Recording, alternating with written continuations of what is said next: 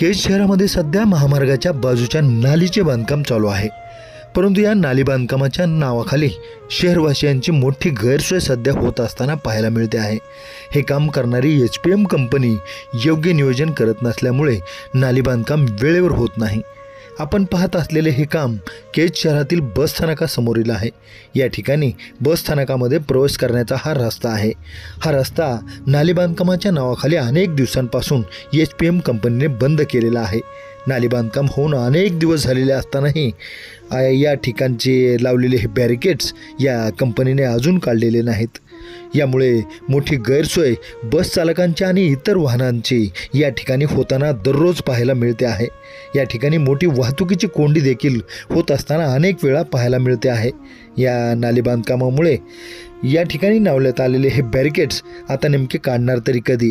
HPM company हे barricades काढायला विसरली की काय, अशा संतप्त प्रतिक्रिया या ठिकाणी प्रवासी आणि वाहन चालकातून व्यक्त होत असताना पाहायला मिळत आहेत। यामुळे पूर्वेकडील हे प्रवेशद्वार तातडीने या ठिकाणी चालू करणे गरजेचे आहे।